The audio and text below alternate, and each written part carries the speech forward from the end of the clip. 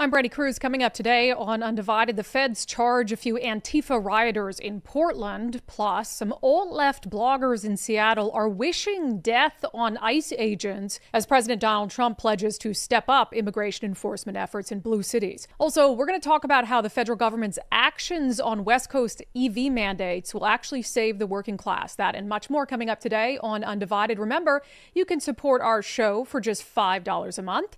Go to undividedpod.com. That's undividedpod.com, and just click on the banner that says support the show.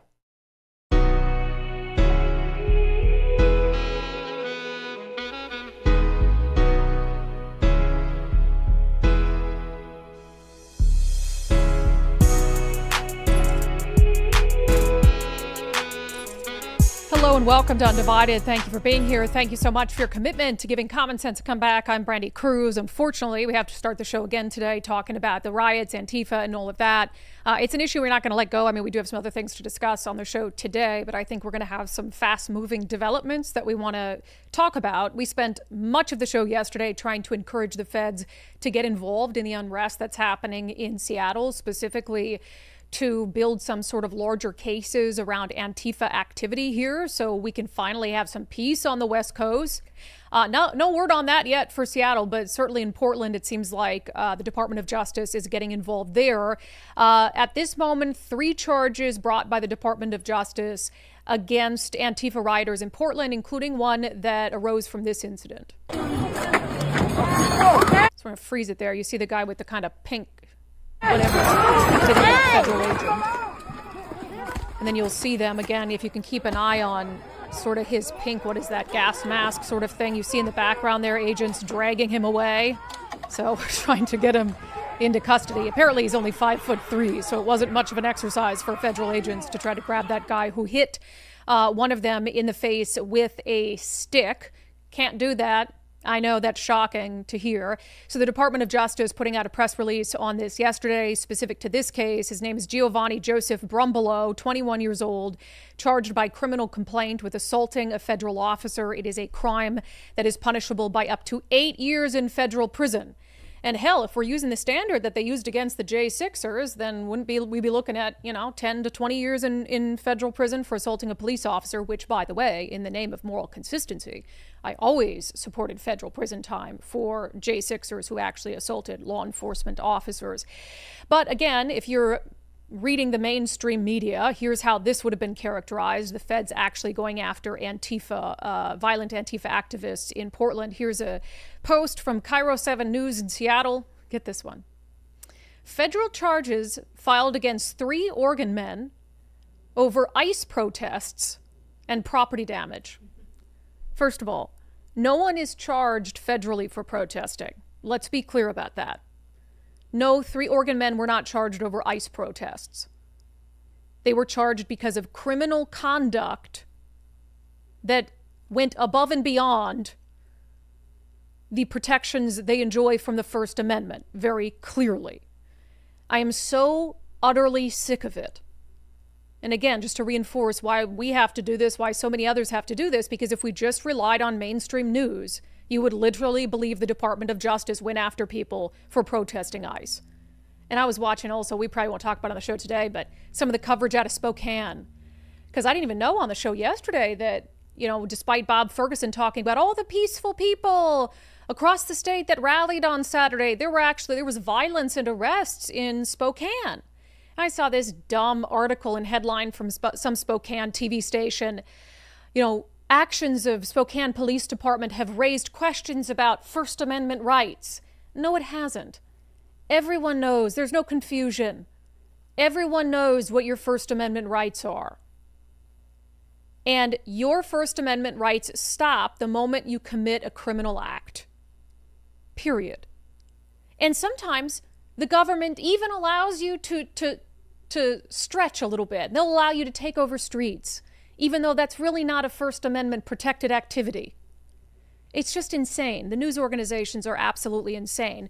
Meanwhile, we have not seen the feds get involved in the violence that has been happening in Seattle for the past week and a half, I think, namely the brutal attack on an independent journalist, Cam Higbee. Here's the video. Let him go. No!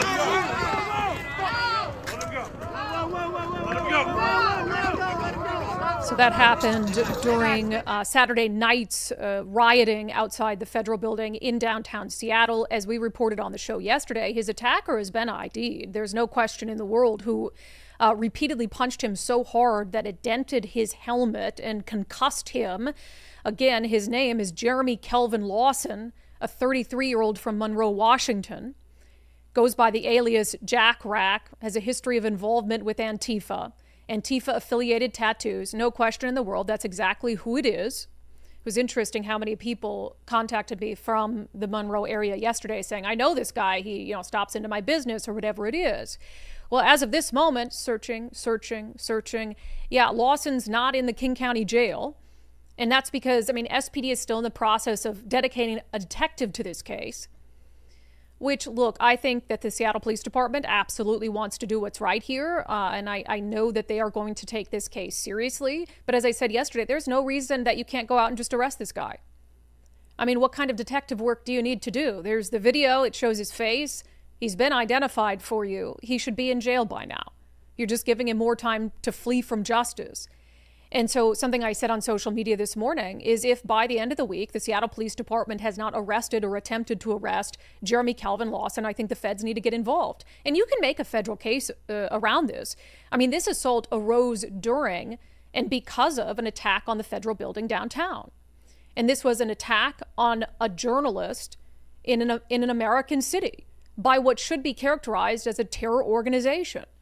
And so again, just reiterating my call from the feds that we need your involvement in this, because even if, let's be clear, even if the Seattle Police Department arrests this guy, what do you think he's going to be facing? They'll give him some sweetheart plea deal as they do other rioters who have been arrested throughout the years. And they'll give him a slap on the wrist or some sort of community service. Because if you show up in front of these activist judges and you were, arrested as part of a riot, it doesn't matter what you did as long as you're a left-winger and not a right-winger. So they'll give him some slap on the wrist. So I think, the guy down in Portland is facing 8 years in federal prison. So, and that was for attacking a federal agent, but still, this was a brutal assault. It was more severe, really, than what happened to the federal agent in Portland. I'm not downplaying that at all, but this is someone who should do some hard time in the penitentiary. You know what I'm saying? And as I pointed out yesterday, he lives nearby, near Monroe Prison. So, we could even do the guy a favor and say he could serve his time at Monroe, and then his family and his children, yes, he has children, that's horrifying, can come visit him there. All right, meanwhile, so we are not going to see any of this lessen, I'm afraid, unless the feds come in and they really take drastic action to try to address these extremists. There is this video going around on social media. I think it was our friend Jonathan Cho who first broke it, so it requires a little bit of background. There were two journalists who worked for, and I use the phrase journalist very loosely, okay, so two bloggers who worked for the alt newspaper in Seattle called The Stranger. And The Stranger is what it is. It's a left-wing rag. They don't really hide that, right? So they're not really journalists, sort of loose. But they were, they got fired from The Stranger, for personal alleged conduct. But there were a million other reasons they could have been fired. But they ended up going out and starting, I guess it's a podcast called The Burner. So they were employed by The Stranger not too long ago, still holding themselves up as journalists. So now they do this, I think it's a podcast. I don't know if there's another element to it, but it's called The Burner, and it's become very popular among far left factions. And politicians appear on it. So they very much have aligned themselves with these two former Stranger reporters. Well, here's what they said on their show yesterday. Again, The Burner. It genuinely seems like we shut down deportations this week. No.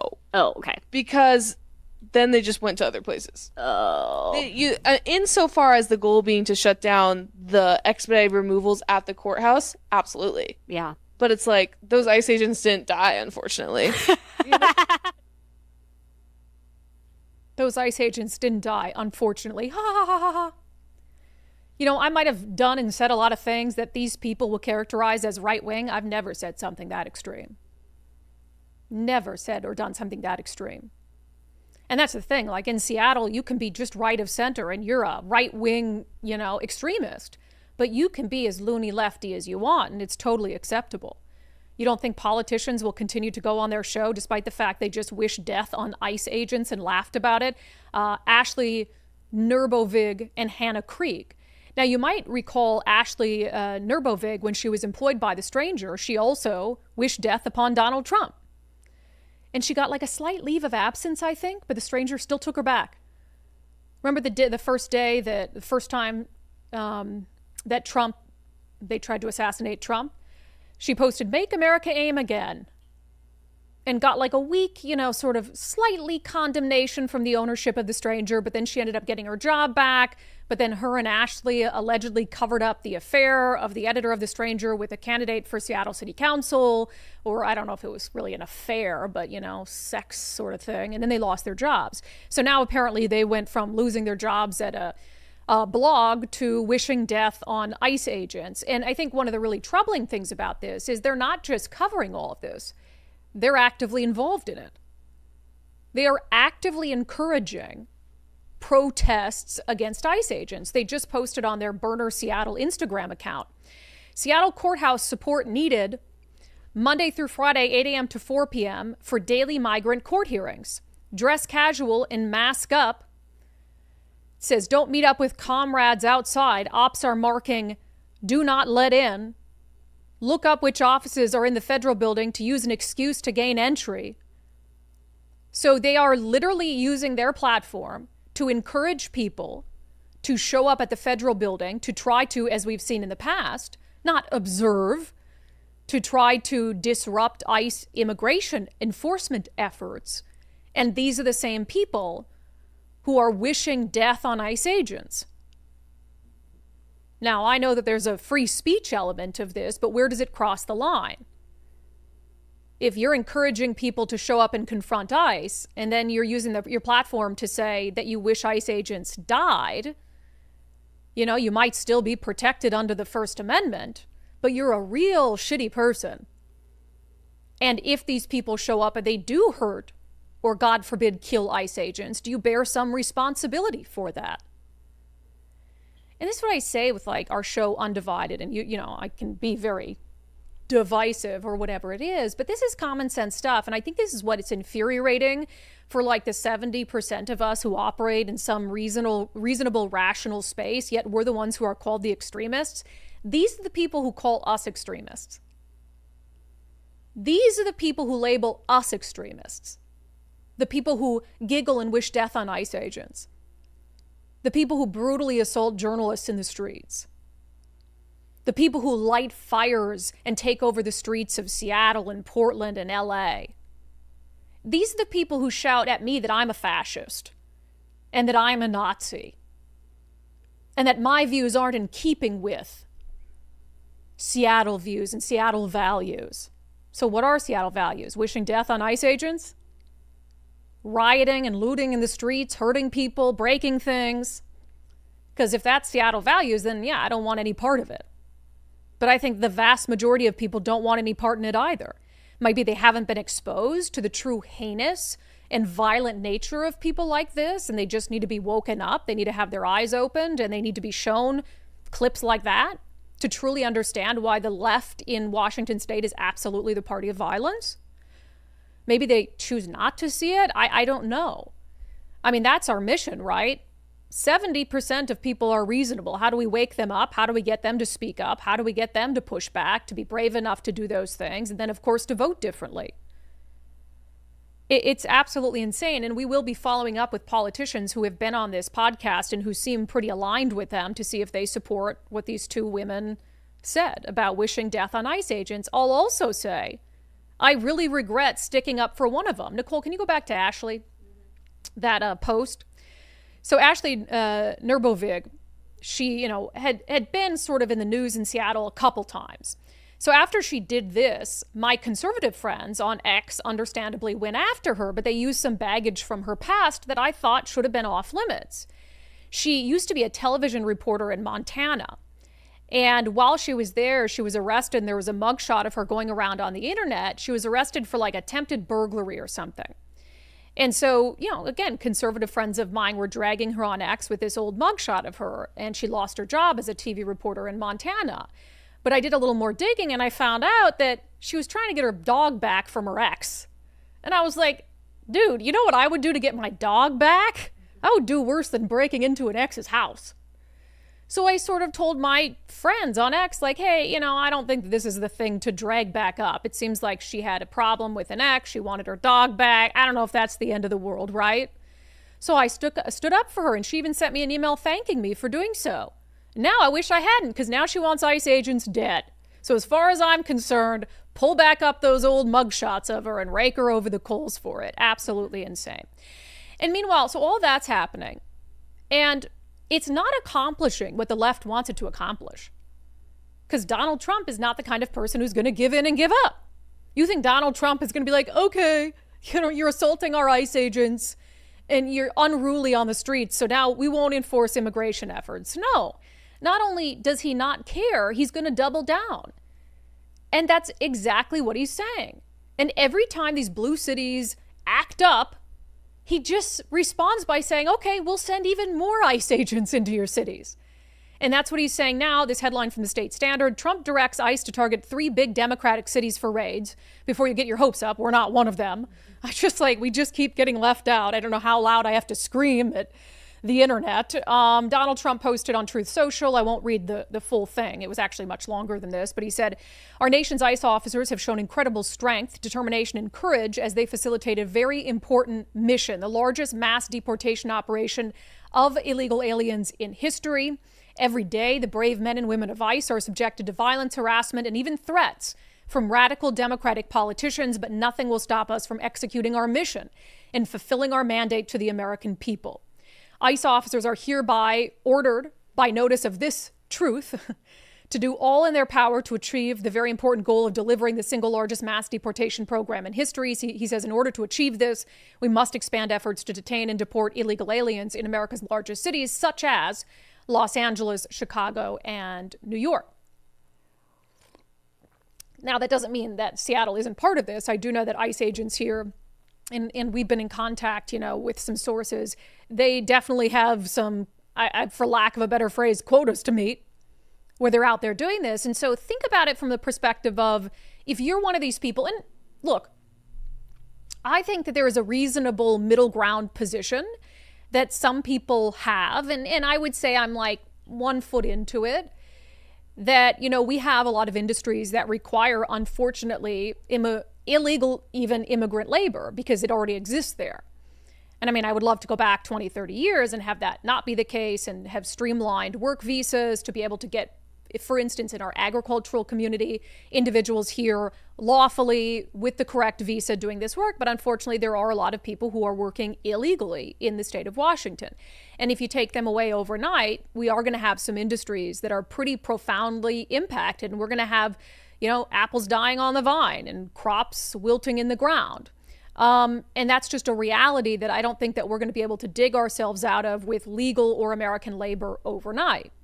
So there's absolutely a reasonable conversation to be had. And I know at one point Trump was maybe rethinking the targeting of some farming businesses, et cetera. So I'm totally fine with that. We can have a conversation about Trump administration, where they should be putting their priorities, et cetera.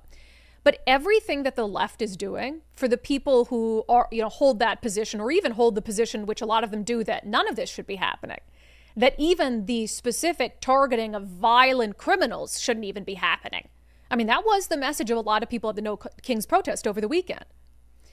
So, we can have all that, but you do realize that everything you're doing and who Donald Trump is and how he's going to react to that, you're actually making it much worse.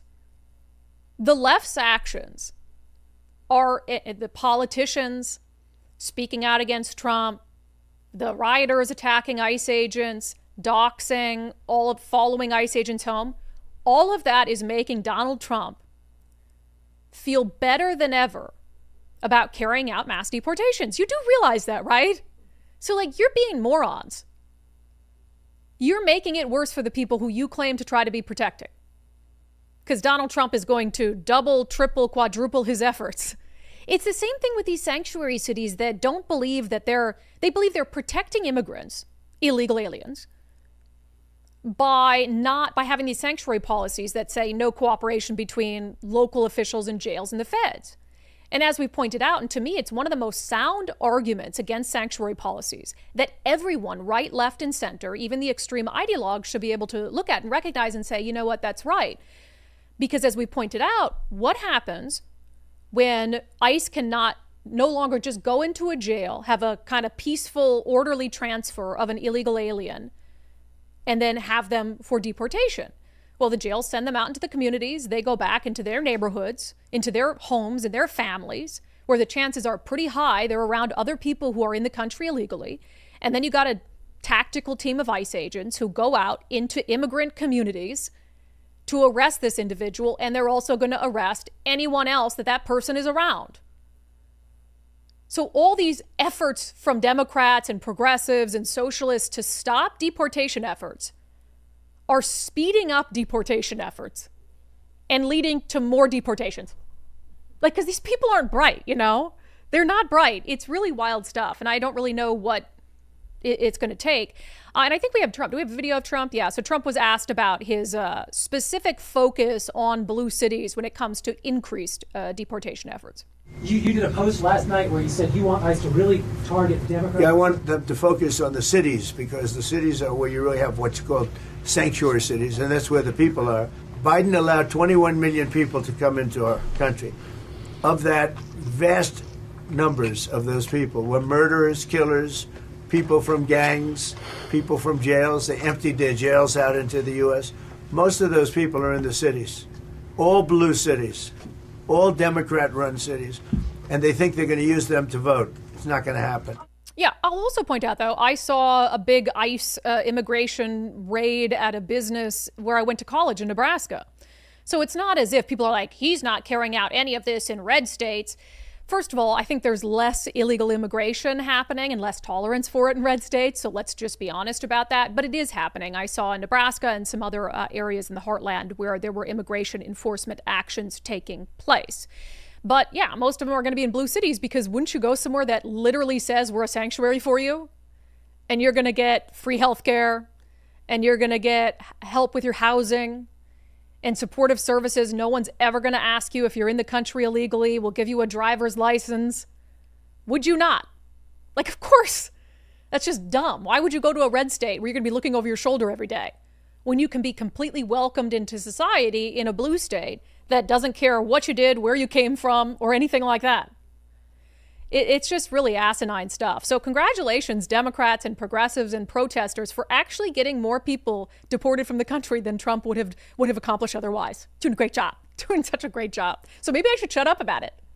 Maybe I should just let them continue, and it'll actually lead to more deportations.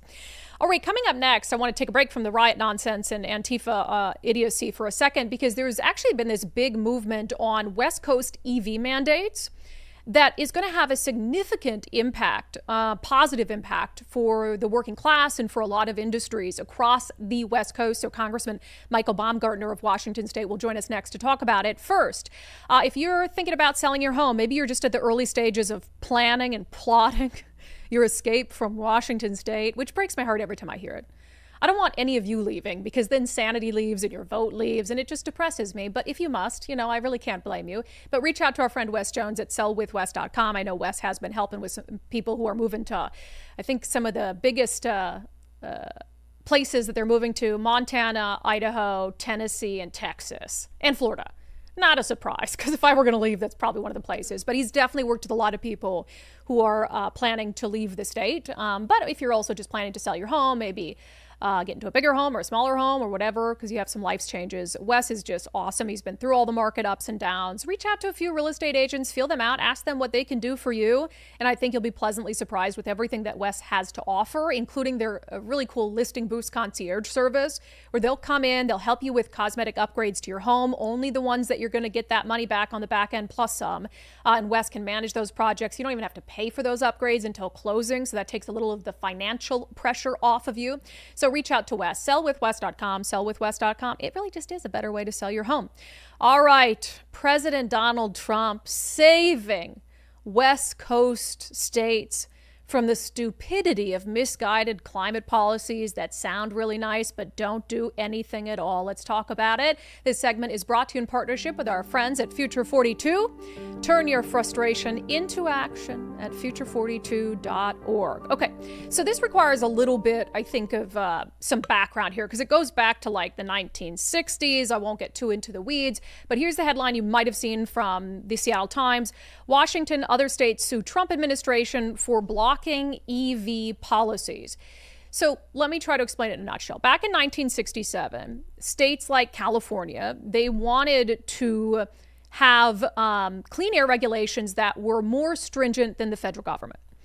But they needed a waiver from the EPA in order to do it. So back in the late 1960s, the federal government and the EPA started handing out these waivers to say, okay, California, you can have some of these clean air regulations that are more strict than the federal government.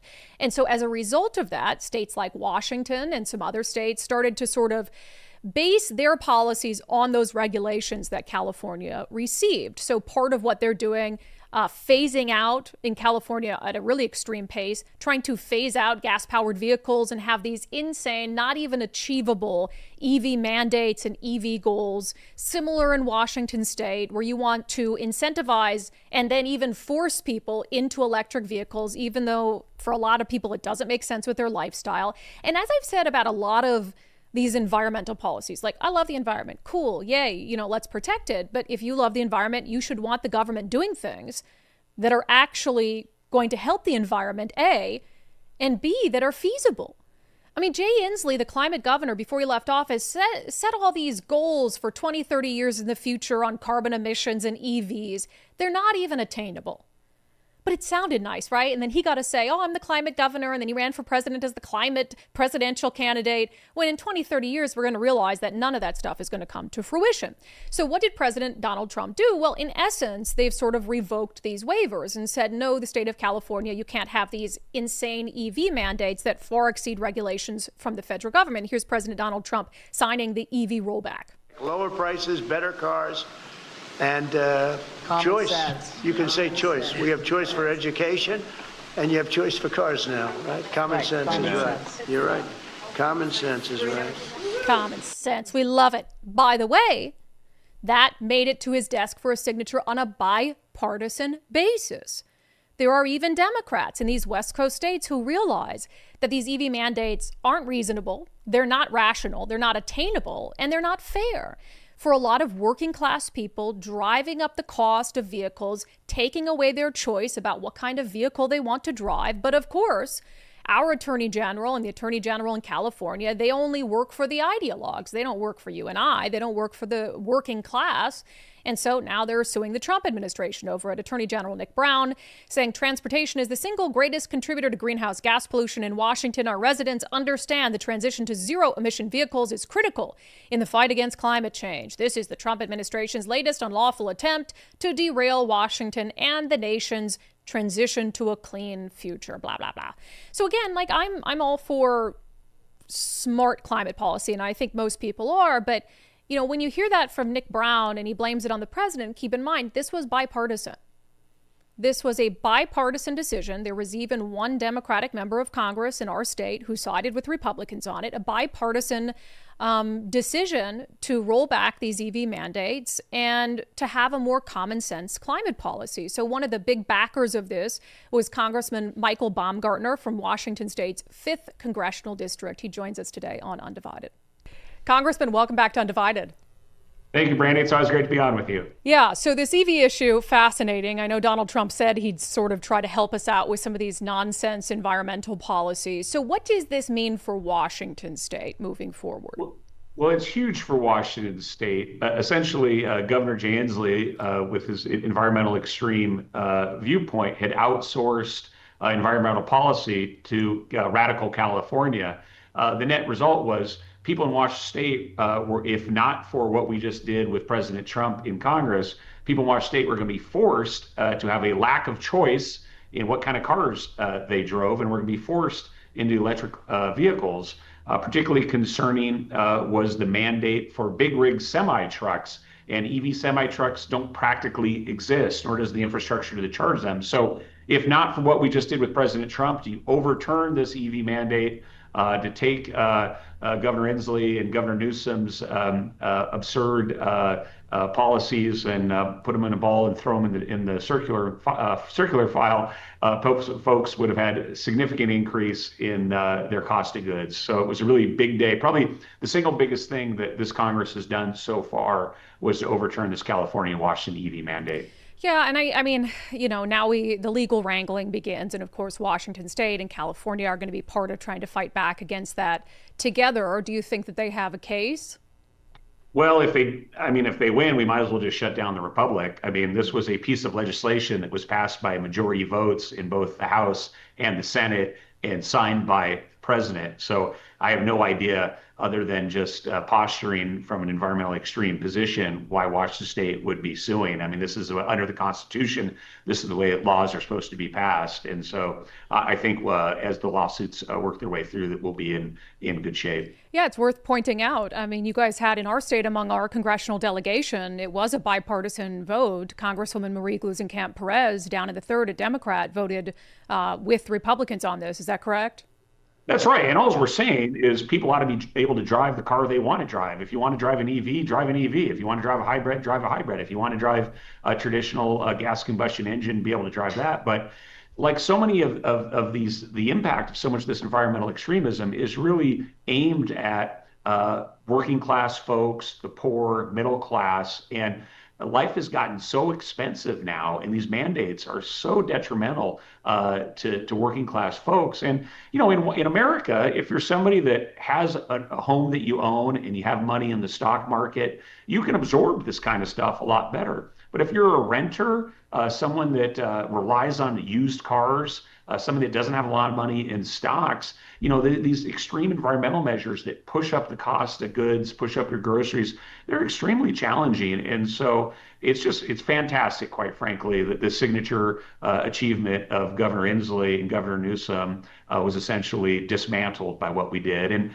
all those of your listeners that worked for Republicans to be elected should really take a victory lap here. This is what victory looks like. And it was great to be at the White House with the president for the bill signing. Yeah, and I also would say to the kind of environmentalists, because I don't think it's a bad thing to love our planet and to want to save it and all of that, but to me, there really was no indication that these goals or mandates were even feasible. I mean, you mentioned it with sort of the EV big rigs, which are basically non-existent, but also, California had this sort of goal of, a certain number of vehicles being EV, one of these random 2035 or 2045 when, the people who pass it will be dead and gone from the earth and never have to. I mean, was it even for the people who actually thought maybe this was a good idea? I mean, there really wasn't an indication that these goals were even plausible, right?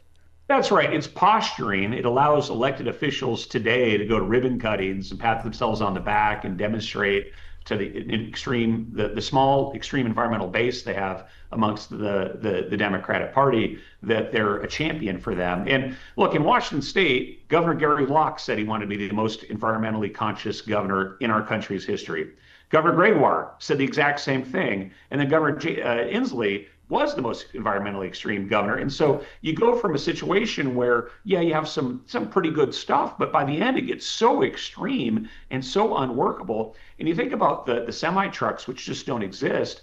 Idaho and Utah were never going to build the charging infrastructure to support these trucks.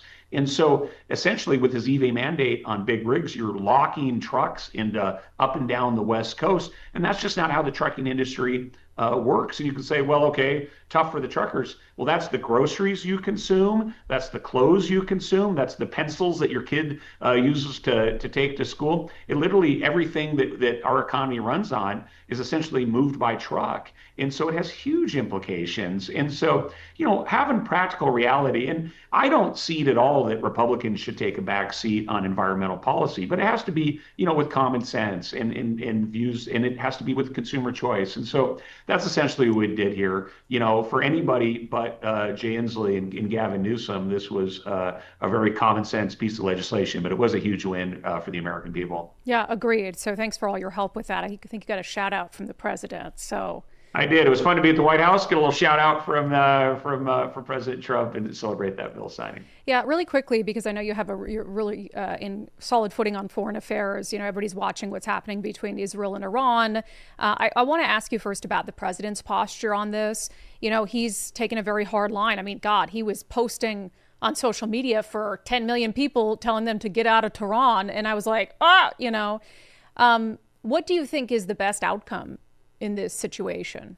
Well, the best outcome would be for Iran, the leaders of the Islamic Republic of Iran, which are a messianic group of people that believe that the 12th Shia Imam is going to come back and deliver a Shia domination for the Middle East and throughout the world. That's really their mindset. But the best outcome would they be to give up their nuclear weapons program.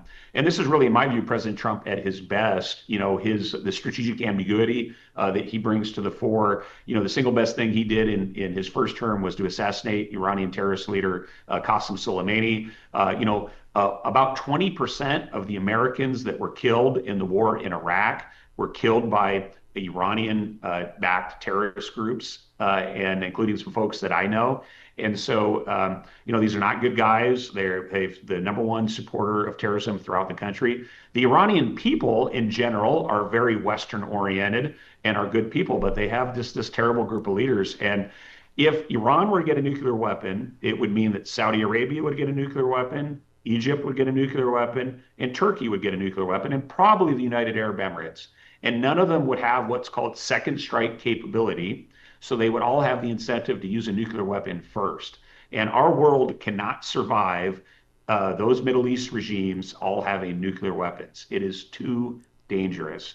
And so it is so important that Iran not get a nuclear weapon. And I think the president, with his bold leadership on this issue and the strategic ambiguity, hopefully will put the Iranians in a situation where they will fully negotiate to fully dismantle their nuclear weapons program. Yeah, if they're not willing, I mean, he gave them 60 days, and it was the 61st day that Israel started to carry out attacks. And so I guess, you know, if they're not willing to just, put their hands in the air and surrender, how far are you willing to have the United States get involved? I mean, are you willing, because this is an issue right now that's fracturing the Republican base and conservatives, many of whom don't want to see U.S. involvement directly, certainly no troops.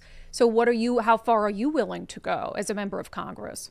Well, we need to do what it takes to make sure that Iran does not have a nuclear weapon. And look, I've seen firsthand, as you know, I was in both Iraq and Afghanistan. I've seen firsthand the unrealistic nature of what we tried to do under the Bush administration, which was to spread Jeffersonian democracy as a means to quell radical Islamic terrorism. And it was an effort that was not workable. But we also learned a lot from the issue. But we cannot have this naive view that we can just sit home, be isolationist, and that there's a big scary world out there that if America is not present in it, other bad actors will be. And so, while I would love it if we could spend our resources all at home and not have to be in places like the Middle East, it's just not realistic in terms of the threats of Islamic terrorism, how interconnected our economy. So we have real strategic U.S. interests there, and we need to make sure they don't get a nuclear weapon. And I'm heartened that the president is showing that determination as well. So just to be clear, because of course war powers rest with you in the Congress, and this would be the first such vote that you would have to take as a member of Congress. If it came down to that, you would vote in favor of U.S. troop involvement. We will do what it takes to make sure that Iran does not have a nuclear weapon. It is too dangerous for the world to have multiple regimes with nuclear weapons. And folks should go back and watch their Cold War era films about how dangerous nuclear weapons are. And to have nuclear weapons on the loose in countries that have vibrant Islamic terrorists, transnational Islamic terrorists, is extremely, extremely dangerous. So that's a yes. That's a yes, just to be clear. Yeah, we will do what it takes to make sure Iran does not have a nuclear weapon. All right, Congressman Baumgartner, we appreciate your time. Two very different topics today, but That's thank you so much for taking the time thanks, to join Brandi. us. Yep. Great to see you. And I'm glad that you're looking so good as usual after what you went through with the protests in Seattle. And it's really unfortunate. We got to get Seattle cleaned up as well, too. So we're working on that issue. That's an issue we need to have you back on to talk about. Yeah, is we'll when be we're going to get help from the feds in Seattle. Yeah. So I do appreciate that. We'll talk to you soon. Thank you. Bye-bye. Again, Congressman Michael Baumgartner of Washington's 5th Congressional District, a Republican, and I did talk to him offline a little bit about just reiterating our call to try to get some help to deal with the violent left-wing extremism from the federal government. So I know that's something he's interested in as well, but circling back to the point of having him on, the EV mandate thing is good. I'm always worried about the courts. I don't know, it's hard-pressed to find a judge that isn't a left-wing ideologue, certainly in the Ninth Circuit as well. And so I don't know if it's how the Supreme Court would rule on it, but it's a good step for now. And it's good not only for working class people, but it's good for environmentalists as well. For people who truly care about the environment, you should want the government and all its focus on those issues to be on policies that are attainable and that actually work. That segment was brought to you in partnership with our friends at Future 42. Turn your frustration into action at future42.org. Find ways to get involved by signing up for their newsletter. Again, future42.org. All right. So, of course, we've talked about the disorder and chaos that has happened last week and a half on the streets of Seattle. But let's be clear. There's always disorder and chaos on the streets of Seattle. Let's talk about it in our segment, Unbelievable. Every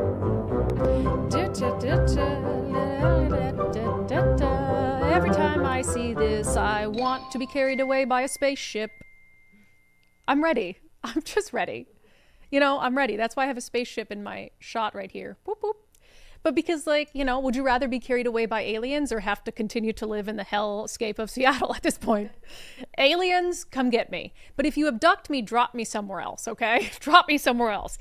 So a couple things. Our friend Jonathan Cho, and I think this is important to point out, we're focusing on the disorder that the riots have caused in Seattle, but around that disorder is disorder that's here all the time.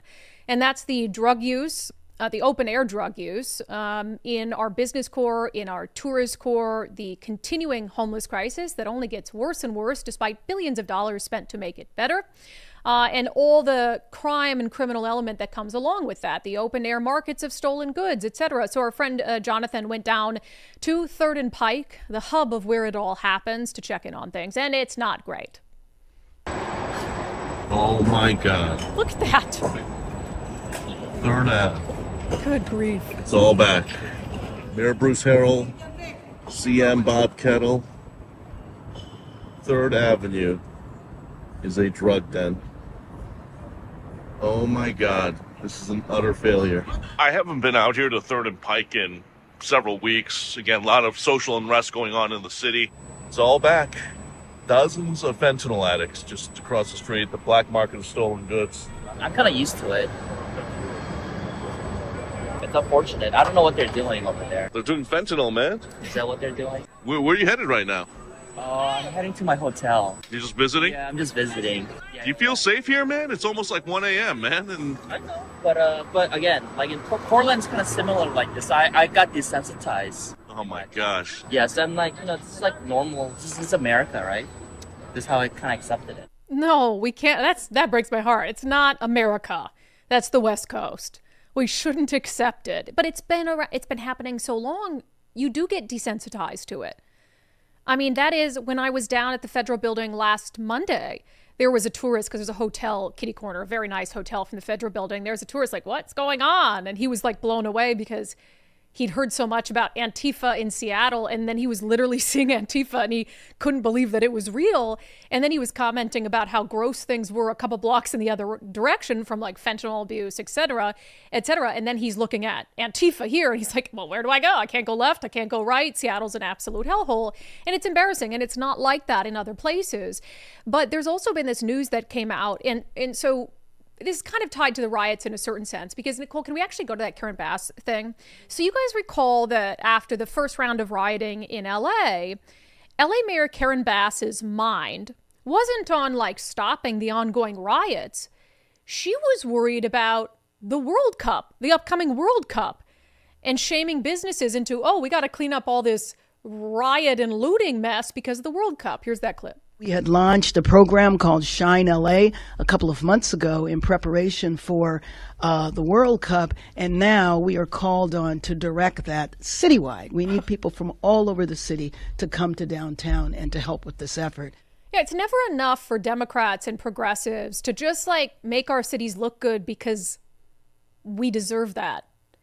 Because citizens and businesses pay taxes and deserve to have a city that they can be proud of. And look, I blame a lot of Seattle voters, obviously, because they keep voting for people who are perfectly fine with, the bowels of humanity exploding all over our streets. So I get it. But it's always something. It's always something that I would call like superficial that motivates them to quick clean things up.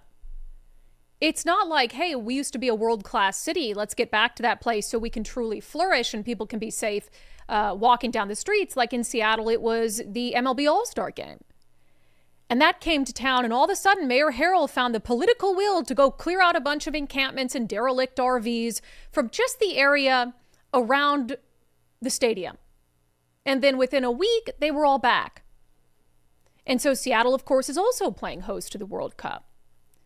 But it continues to have not only kind of the riots, which I would argue would dissuade a lot of regular human beings from wanting to come to Seattle for a sporting event, but then you have to walk past, people defecating on the streets, people bent over high out of their minds on fentanyl, people dying in alcoves from fentanyl, the homelessness, the harassment, the mental illness, and all of these things.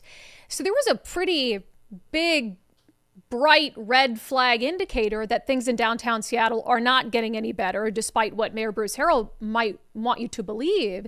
So Jonathan obtained this email from Visit Seattle, which is a private nonprofit sort of tourism arm. So we don't have like a government tourism entity in the state of Washington, but this is the one for Seattle. And he obtained this booking cancellation notification. Where it was meant to be kept internally. Please do not forward this or its informational content, But it said that the Microsoft Corporation canceled its plans to hold its Build 2026 conference in Seattle. And that's huge. It's like tens of thousands. That's probably more than $100 million collectively that conference would have brought in to Seattle's economy. So as far as the rationale goes, this is, again, part of this internal email that Visit Seattle put out. So what they'll do is if a conference cancels, they'll send an email to the business community saying, hey, this happened. We're sorry because we know you were probably counting on, the business that comes in from these conferences to try to sustain yourselves throughout the year. So they let them know, and they'll let them know why. So it says Microsoft, one of the reasons they claimed they hadn't gained their footing since COVID, which, okay. But then they went on to say, in 2025, another contributing factor was the leadership and attendee experience walking the convention core from the Hyatt Regency to the ARC building on 8th Street. This is their experience during a previous Build conference. The customers, and in this case, the customers is Microsoft, cited the general uncleanliness of the street scene, visibility of individuals engaging in drug use, and unhoused individuals, including the reoccurring tent in the ARC tunnel. Microsoft has previously addressed these concerns, and Visit Seattle has been working actively with SPD, the Downtown Seattle Association, and the CARE team and others on trying to solve them. Unfortunately for Build, it was a contributing factor to their final decision to move out of Seattle. So the city of Seattle just lost one of the biggest, most lucrative conventions that it can get. And still, nobody seems to care. But also, we can't just care because of Build. We can't just want to get, and I'm sure Visit Seattle and the business community is very upset by this. But that's how we get in this death loop when we only care because of the NBA All-Star Game. We only care because of the World Cup. We only care because of the Microsoft Build conference. Or we only care because it's cruise season and the cruise ships are coming into town. And then the rest of the year, they're more than fine with the filth and squalor and criminal activity. Because that's the mindset of elected leaders. Is they only care when people are looking, when the microscope is on. Because then they're going to be held accountable for it and people are going to see and all of these things. So they'll sweep it away. And for citizens and taxpayers and business owners, well, screw you. And again, it goes back to this. Seattle voters vote for this. Seattle voters literally sent a socialist to represent their interest, a literal socialist to represent their interests in the State House in Olympia. It's like, I don't feel bad for them per se, But I always go back to, so why do we care, right? Why do we care about Seattle? Seattle is the economic engine of our state. We do rely on Seattle's tax revenue, et cetera, on the tourism that comes into Seattle to help support the surrounding areas. So when they don't even seem to care about themselves and the mayor doesn't seem to care unless there's a special event, it ultimately does hurt all of us, and it hurts our reputation and our standing in the world for people who might want to come here. So it's embarrassing. So chaos, rioting, chaos every day. Which one's worse? I think they're tied. Honestly, I think they're tied. All right, coming up next, this one is just truly special. California wants the feds to pay for the damage that was caused by left-wing rioters. Yeah, I wonder how the Trump administration is going to take that request. Probably not well. First, our friend Zach Abraham at Bulwark Capital will have a new episode of Doge Watch out tonight, by the way. I know Zach was traveling last week, so we didn't hear from him. We'll be caught up on all the happenings with Doge, the rescissions package that they're voting on, the maybe olive branch Elon Musk extended Donald Trump. But Zach Abraham and his team are working around the clock to protect retirement portfolios against risk. A lot happening globally, including what's happening between Israel and Iran. So how does any of this affect your retirement portfolio, your allocations, etc.? It's always just good to get a second opinion. So if you're not sure, if you've been worried about the tariffs and the ups and downs in the markets and how your retirement dream is being protected and cared for, and you have somebody maybe just managing your money passively, it might be time for a second opinion. Zach and his team at Bulwark Capital can do that for you. They offer a free Know Your Risk portfolio review. They'll do a full reveal of how Bulwark is always looking for opportunities to lower risk, lower cost, and give your retirement as much upside as possible. You only get one retirement. Make sure it is properly protected by getting a second opinion. Schedule your free Know Your Risk portfolio review right now. Do it after the show. Do it after the show. KnowYourRiskPodcast.com. Don't put it off. KnowYourRiskPodcast.com. Okay, couple crazy things happening in California as we dip into some national news. This one's wild. Democratic State Rep Norma Torres wants the federal government to pay for some of the damage that rioters caused on the streets of LA. I am demanding full accountability and reimbursement for the local costs incurred, including injuries to local officers and damages caused by the chaos unleashed when the Trump administration recklessly deployed the military and ICE agents into our communities.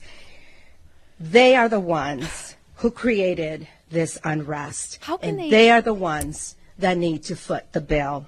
Oh my, how can you say that with a straight face? And I'm sorry, she's a U.S. representative, not a state representative in California. I mean, how can you say that with a straight face? And as we've said, you guys know this, there was already chaos and violence and vandalism and looting before Donald Trump sent the feds in. And what do you do all the other times that people have rioted and looted in the streets? You have to pay for that. This time you're trying to find some weird way, connecting the dots to blame Donald Trump for it so he can pay for it. To that, Transportation Secretary Sean Duffy says, kick rocks. That's not happening. He sent out a post. The U.S. DOT will not fund rogue state actors who refuse to cooperate with federal immigration enforcement, and to cities that stand by while rioters destroy transportation infrastructure, don't expect a red cent from DOT either. Follow the law or forfeit the funding. Yeah, and I mean, it's not the federal government's fault that California is already in a pretty significant budget crunch and doesn't have the money available to clean up the mess that they allowed rioters to make. So that's insane. Second insane thing. This is a state senator, Jesse Araguin. I already called him a moron on X because this is about the dumbest thing I've ever heard. He wants to pass a state law in California that will make it a misdemeanor for a member of law enforcement to cover their face. People covering their faces, impersonating police officers, it erodes trust in law enforcement and it undermines community safety. That's really what this bill is about. Is it? And I think many law enforcement officials, legitimate law enforcement officials, would welcome, putting in safeguards to ensure transparency and accountability. And I think the concern is a lot that's happening. There are a lot of people who are engaged in these enforcement actions, and we don't know, are they federal? Are they contractors? Are they local law enforcement? And so we're requiring that people not have to wear masks except for some very limited exceptions, and that there be identifying information ensures that we know who is involved here. It's also critical to uphold our state and local laws, including our our sanctuary law, SB 54, which says that local law enforcement are not going to be involved in immigration enforcement. So this is, I think, furthering the state's efforts to ensure legitimate law enforcement purposes and to protect Californians. No, it's furthering the state's efforts to vilify police, and you know that. And I love how he tries to couch it in, oh, this is because we don't want people to pretend to be law enforcement officers by covering their face, which literally makes no sense at all, and that's also not what it's about. And there are already laws against impersonating a police officer. Doesn't make any sense in the world. This is about, they don't like that ICE is out there covering their faces during immigration enforcement. And why do you think ICE is covering their faces? Because ICE agents are being doxxed. ICE agents in Washington state are being followed home. I mean, we have what used to be fairly mainstream journalists in Seattle who are laughing because they're calling it unfortunate that ICE agents aren't being killed. And you don't want them to be able to cover their face. And I don't even think that you have any say over whether federal agents do cover their faces in the state.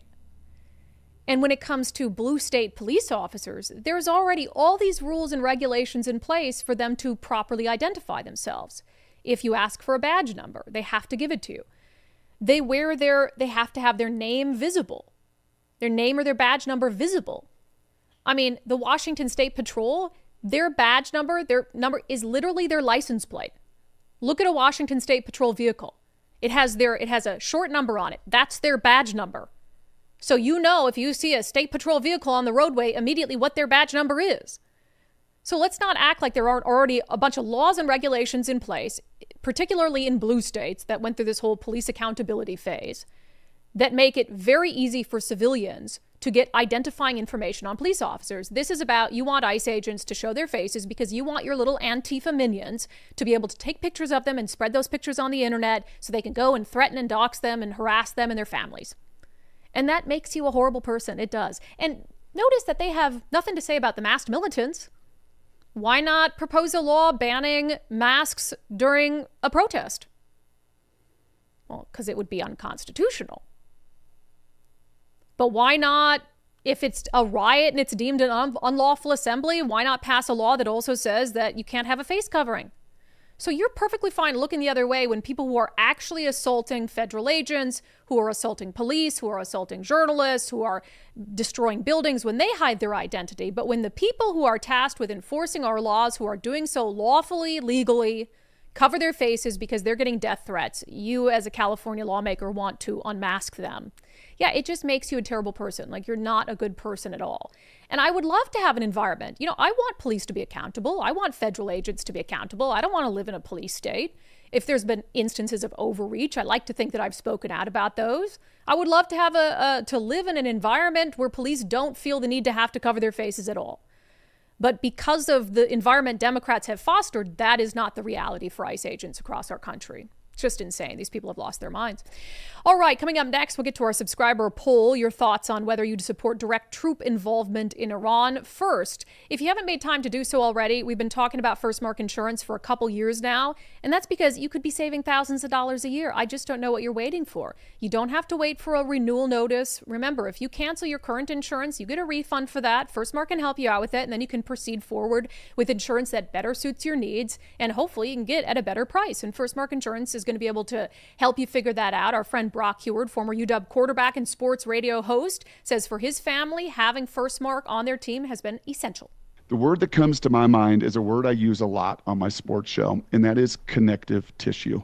It's important in team building. It's important as players in a locker room to be connected to others. And when it comes to insurance, it's so complicated. It's so stressful. You just don't even want to deal with it. And that is where the connective tissue of having a pro, having a broker, having a partner, and most of all, having a teammate like First Mark Insurance, it was the best connective tissue we could find. Yeah, I mean, I literally never think about my insurance. The only reason I do is because I do these ad spots for it. It's the only time I think about my First Mark Insurance. Other than that, totally hands off. They're just dealing with everything for me. It's like the most stress-free insurance. I actually got asked by a rental car company what my insurance company was because they just write it down on your insurance form.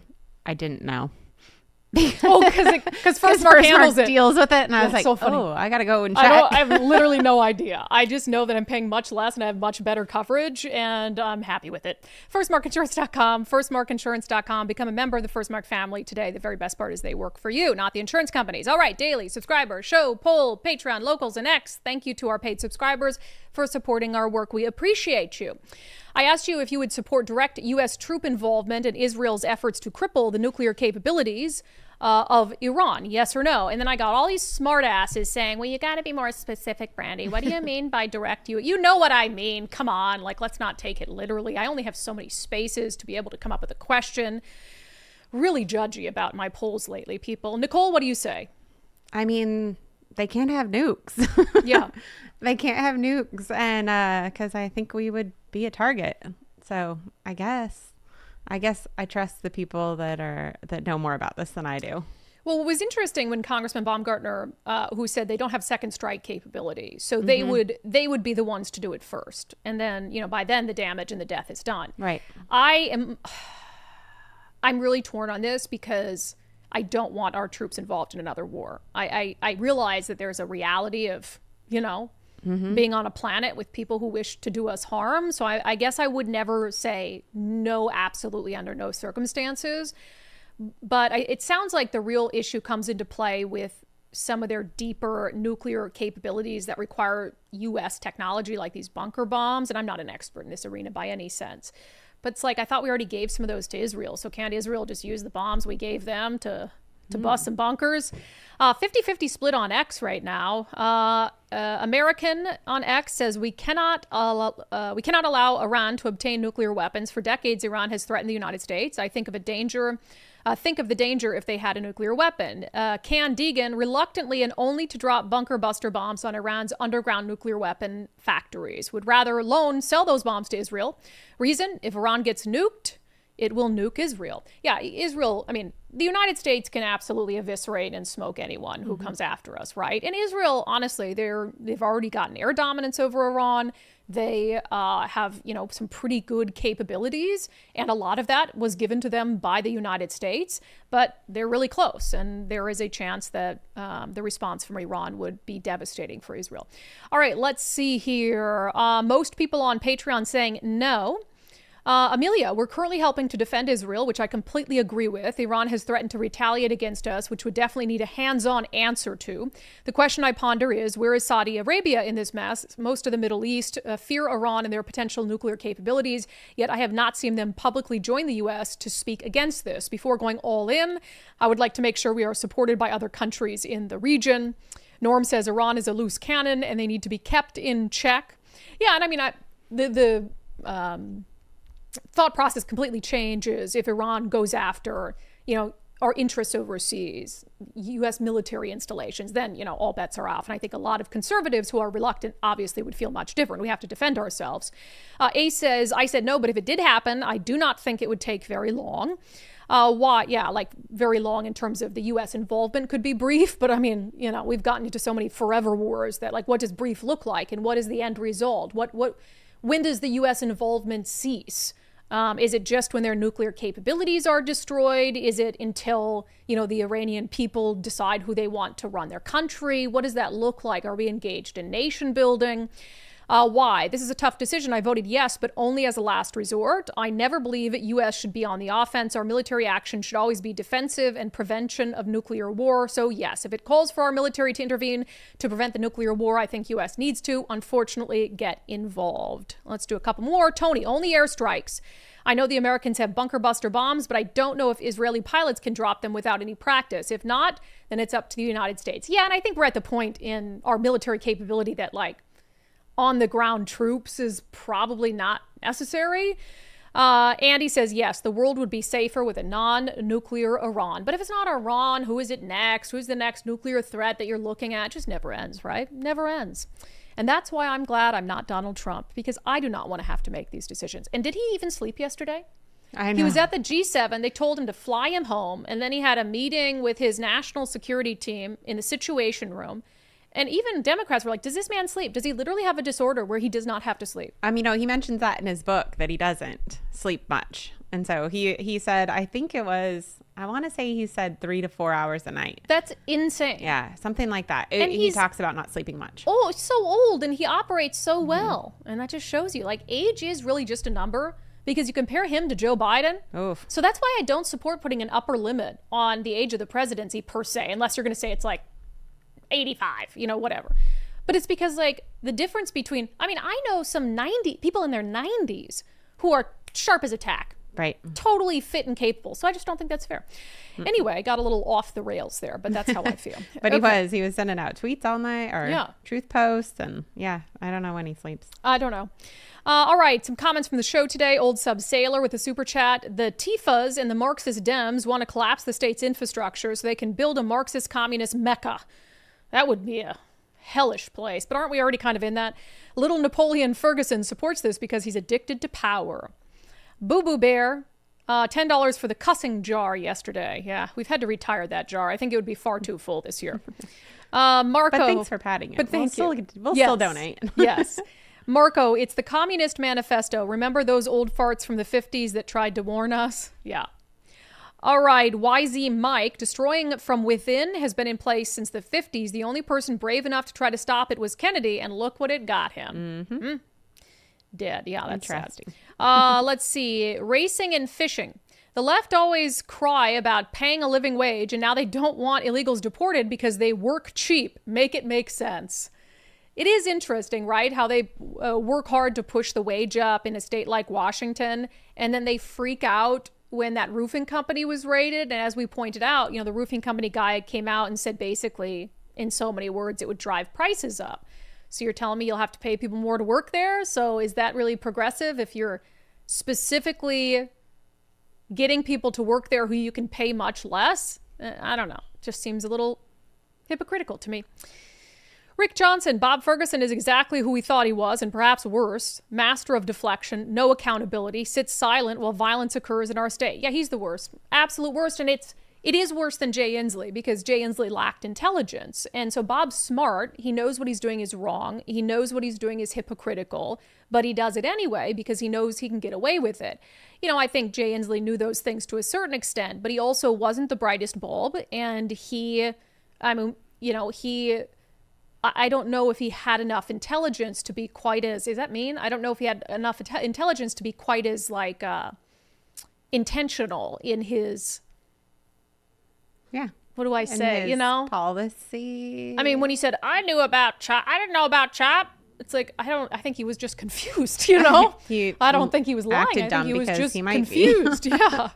Bob Apple, Democrats are creating a shortage of red lipstick, but the garish appearance is only going to help them lose elections. Yeah, I put in the show description that trying to fix Seattle is like putting lipstick on a pig, but they can't even do that successfully. They can't even successfully put lipstick on the pig. Two Ladies Midwest Adventures. I want to thank you, Brandi and Nicole. As a school bus driver, I can listen to your show and not worry. Very bad language isn't spoken, which I could get in trouble for. Wait, I can listen to your show and not worry. That sarcastic? Because you have to worry. So I hope you're not listening to our show on the bus. Old school sci-fi nerd, troops doesn't mean ground soldiers. Air and naval power can and would be the answer. But I think Iran takes that in the same way, right? So I'm grouping all of that together. Jeffrey, I was disappointed that Congressman Baumgartner didn't answer the question definitively, yes or no. Well, I tried. I said, use the word yes, but I think he was saying, yes, I would. He just didn't, for some reason, use the word I don't think any of them want that, just as none of us do. And so I think that that's his way of kind of not encouraging that or thinking that's going to be the solution. But, yeah, gavel. Did you see this gift I got in the mail? I did. It's very fun. So a couple weeks ago, I was talking about how hard I'd use my gavel at congressional hearings. And I was like, I want one of those. Ask and you shall deliver. Kathy Carr, Brandi. Oh, ask and you shall receive. Well, I don't think you actually asked for this, but you sort of expressed a desire for one. Thank you for all you do.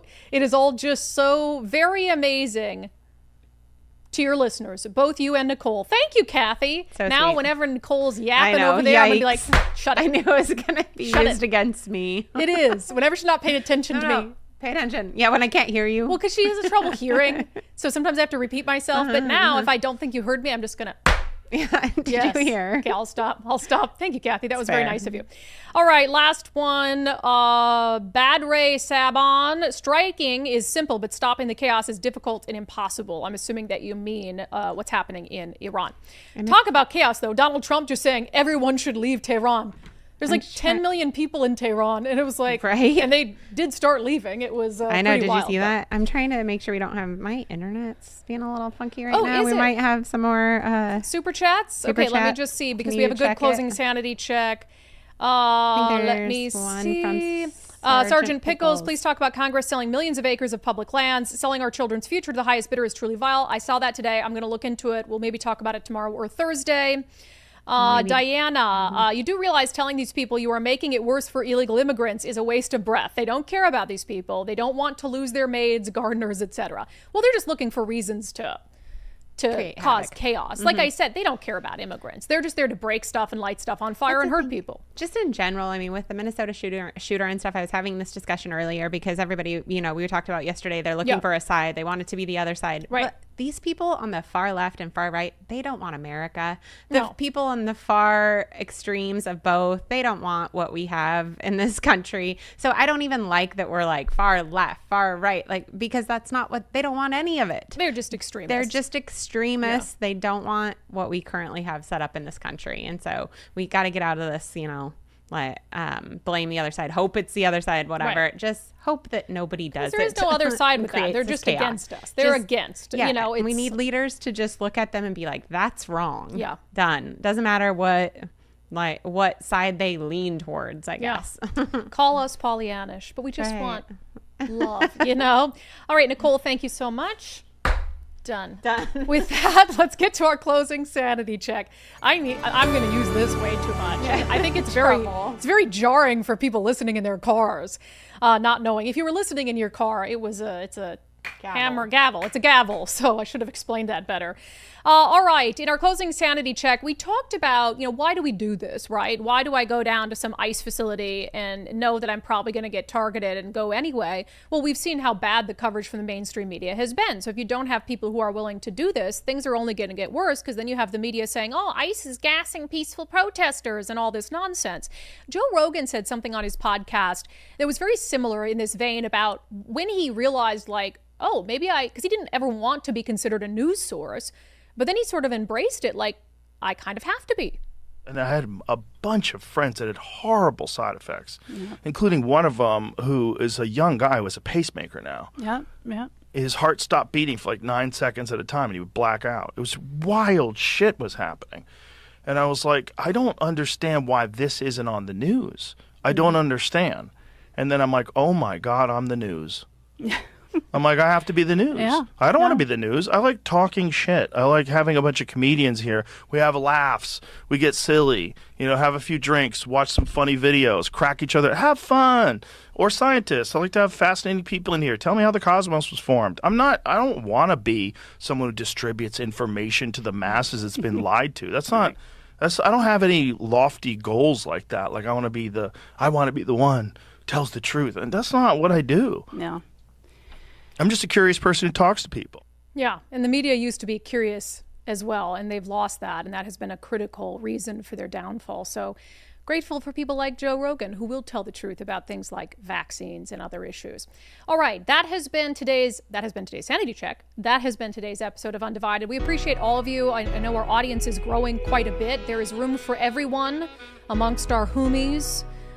We do appreciate your watching the show, sharing clips, helping us grow, because the more we grow, I think the more people we reach, we can start to turn at least Washington State around, and hopefully the rest of the West Coast, and just try to get things back on track. That's what we want. We don't need some radical sort of movement. We need the people who already exist in a common sense space to wake up and get involved and start pushing back and start voting different, et cetera, et cetera, et cetera. If you have not signed up to support our show already, that's how we're funded, $5 a month at a time from subscribers. You can sign up, undividedpod.com, undividedpod.com. Just click on the banner that says support the show for $5. We make it super simple. All right, we'll see you back here on the live show tomorrow at noon.